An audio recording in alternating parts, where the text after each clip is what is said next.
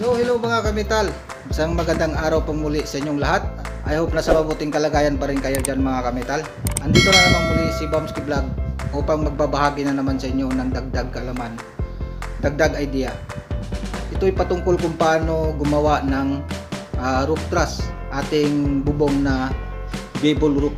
Yan, yung ganyan yung mga simpleng roof trusses mga kamital. So meron kasing akong gagawin mga kamital. So maliit lang naman ito mga kamital, hindi naman to bahay. Ito ay isang refilling station lang para sa igiban ng tubig. So paggawa ng roof, kasi upgrade kasi yung bagong ano namin doon, yung aming igiban ng tubig. So ngayon gagawa ako ng bubong, yung kanyang trusses. So magbibigay ako ng idea or tips sa inyo kung paano natin i-calculate yung kanyang degree ng kanyang roof, yun sa ating pagkakat ng ating degree. So ituturo ko sa inyo yan step by step kung paano, kasi sa pag-calculate mga kamital ay basta alam natin yung calculation ng ating mga kukuhanin na mga degree, mapabilis yun natin yung ating trabaho. Kasi sa paggawa ng rafter ay iisa lang naman yung ating degree na ating binabasihan. Kung ano yung degree na inyong na-calculate sa inyong trusses, lahat ng trusses ay ganun yung kanyang degree. So ngayon magbibigay ako sa inyo ng tips mga kamital. Simpleng roof truss lang ito, hindi ito 4 agwas na roof trusses, hindi ito ay isang gable roof lang. Yan, yung nakaganyan. So kung nais nyong malaman mga kamital, panoorin nyo lang ang video na ito. At bago tayo magsimula, kung baguhan pa lang kayo dito sa aking YouTube channel, ay huwag kalimutan mag-subscribe at i-like at i-click nyo na rin yung ating notification bell para ma-update kayo lagi sa ating mga bagong videos na upload. So tara na mga kamital, start na tayo.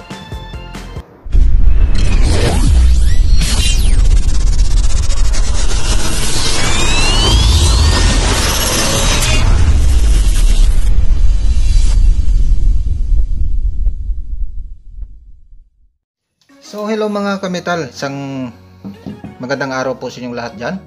Andito tayo mga kamital at magbabahagi na naman tayo ng kunting kaalaman at dagdag kaalaman, mga ideas kung paano gumawa ng ating roof trusses.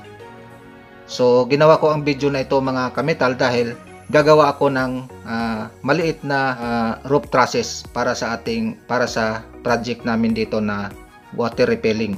So mayroon tayong gagawin na 4 na station na gagawan natin ng bubong. So maliit lang ito mga kamital, actually hindi ito bahay pero parehas lang ito sa pag-calculate kung gagawa tayo ng bubong ng ating mga bahay. So ang gagawin kong roof trusses mga kamital ay ganyan lang. Yan. Ito ay tinatawag na gable roof. So yan. So iba din yung 4 agwas na mga roof trusses. So ito ay gable roof lang. So ganyan yung kanyang klase ng bubong. Okay? So sinukat ko doon. Yung kanyang sukat is 120 cm. Yung kanyang width or lapad. Yung kanyang length naman is 280 cm. So maliit lang ito mga kamital. Ito yung gagawin kong trabaho ngayon. So ipapakita ko sa inyo kung sakali naman na gusto nyong gumawa ng roof truss. So magbibigay lang ako ng idea sa inyo mga kamital.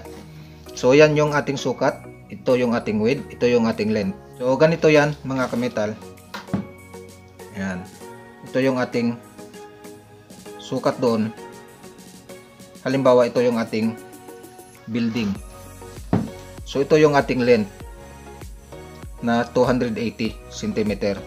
Ito naman yung ating width na 120 cm. So yan. So yung ating gable roof, dito natin yan ikakabit. So yan, bali dalawa yan mga kamital. So yan. So pasensya na sa drawing ko mga kamital ha. Ito yung ating, dito sa center naman, ito yung ating range beam.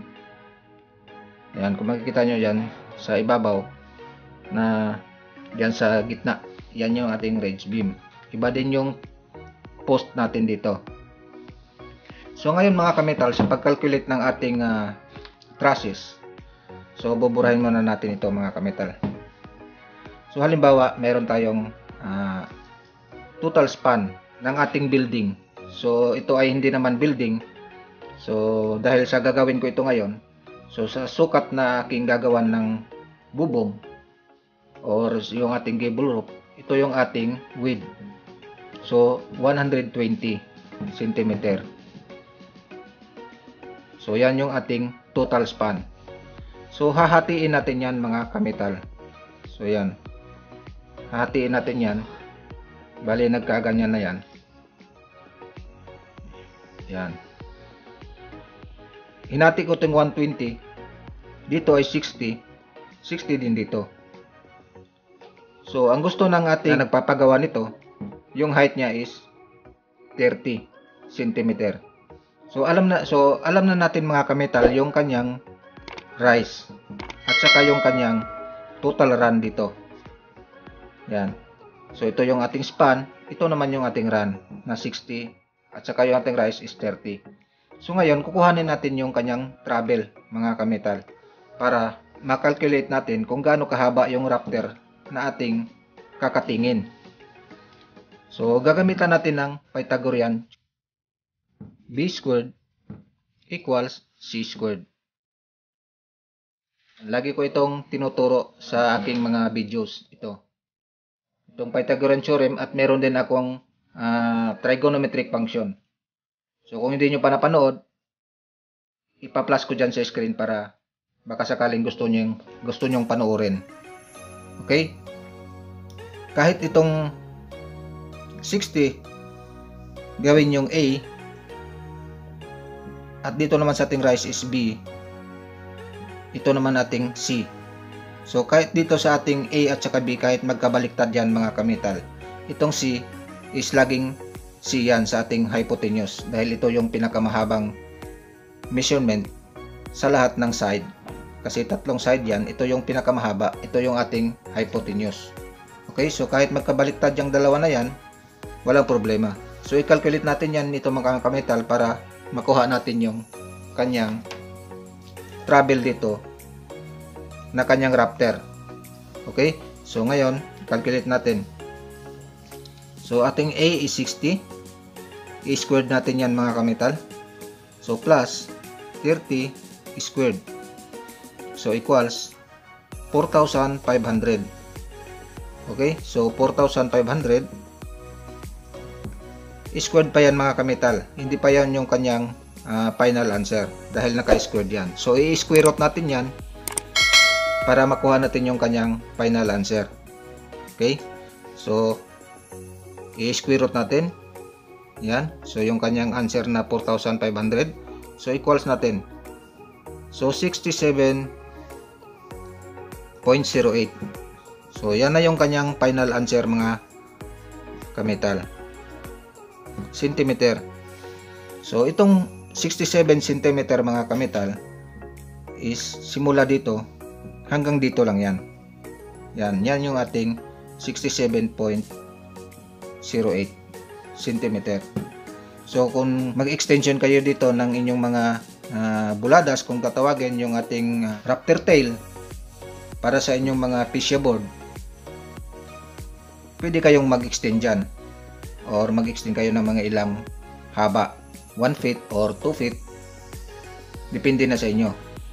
Pero ang sukat nitong ating kinuha ay simula lang dito at hanggang dito lang yan. Yan. So kung dito sa gagawin ko ngayon ay mag-a-add ako ng 15 cm. Yan. Mag-a-add ako ng 15 cm dito para sa kanyang sheeting. Okay? So magpa-plus ako ng 15 cm dyan. So ang total niyan is 08 12 82. So mag plus 15 ako dyan. Ito na yung kanyang total na kakatingin ko para sa kanyang raptor. Kasama na yung kanyang raptor tail. Okay? O buladas kung tawagin sa Tagalog. So mag-plus ako ng 15 cm dyan. Okay? So dito naman sa kanyang degree dito mga kametal, para makuha natin yung kanyang miter cut dito, para insakto yung kanyang pagkaikabit na ninyo yung inyong mga raptor, ay insakto yung kanyang mga degree natin kinalculate. Ito yung kagandahan mga kametal pagka mayroon tayong kaalaman sa pag-calculate, dahil mas mapabilis natin yung ating trabaho mga kametal. Hindi lang naman isang raptor lang yung gagawin kagaya nito. So sa kabila meron ding raptor, doon sa kabila meron ding raptor. Kung malaking bahay yung gagawin, maraming raptor din na yung gagawin. So mas maganda, alam niyo yung pag-calculate nito, para gagawa na lang kayo ng template ninyo. Gagawa lang kayo ng isa. Yan, alam na ninyo yung sukat. Gagawa kayo ng isa. So sa mga sunod na mga layout ninyo, ito na yung gagawin na template. So hindi, madali na lang siyang gawin. Hindi yung gaya ng ginagawa sa iba na tinututok lang, sukat lang kung saan yung gagawa ng raptor, susukatan na naman ulit. Matagal yan, trabaho na yan mga kametal. So mas maganda mayroon tayong kaalaman sa pag-calculate. Although matagal siyang gawin sa pag-calculation, pero isang raptor lang naman ang inyong i-calculate dyan. Hindi naman lahat. Okay? So ganito yan mga kametal sa pagkuha natin ng degree dito. Yan. So i-calculate natin yan mga kametal para makuha natin yung kanyang degree. So itong 30 at saka 60, i-shift tan lang natin yan mga kametal. Shift, tapos tan. So yan. So kailangan naka-tan negative 1, ganyan yung kanyang sign mga kametal para makuha natin yung kanyang degree. Okay? So ngayon, open parenthesis natin yan mga kametal. Tapos itong 30 over 60. Bali 30 divide 60. Yan, over 60. So yan, 26.56 degree. Yan na yung kanyang degree dito mga kametal. 26.56 degree. Okay? So ganyan yung pagkuha ng kanyang degree. So itong rope nito mga kametal, yung kanyang rope pitch is 26.56 degree. So sa pagkakat nito mga kametal, mas madali ito mga kametal pag mayroon kayong speed square. Kung hindi nyo pa alam kung paano gumamit ng speed square, mayroon akong video niyan. Ilalagay ko dito sa description box para mapanood nyo rin kung paano, para magkaroon din po kayo ng idea kung paano gagamit ng speed square. Madali yan mga kametal, lalong-lalo na sa paggawa ng ating raptor. Okay? So ganito yung forman yan mga kametal. So buburahin muna natin to. Yan, 26.56. So yan. So dito mga kametal,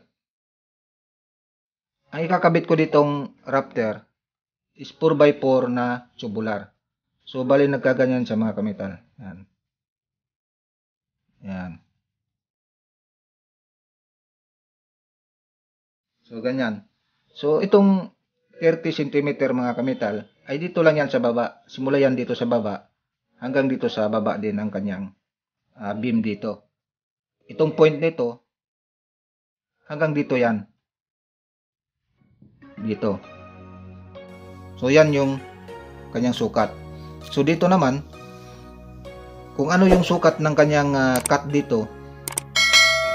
Halimbawa ito ay nagsukat ng 5 inches. So hindi na siya magiging 30 cm. So 30 plus 5 inches, yan na yung kanyang sukat dito. Simula dito sa pinaka-peak niya hanggang dito sa kanyang beam. Kasi yung 30 cm natin ay dito lang sa ilalim hanggang dito. Okay? So ganyan lang yung pag-calculate natin mga kametal. Kung ano yung kanyang degree dito na cut natin dito, ganito rin sa baba. Straight yan siya mga kametal. Kung ano yung degree niya dito, ganun din diyon sa baba. Para sa inyong mga fascia board or sanipa. So ganyan lang mga kametal. So ngayon, papakita ko sa inyo mga kametal yung actual na pagkakating natin sa paggawa ng ating rafter. Okay? So proceed tayo doon sa ating gagawin na rafter mga kametal. So let's go!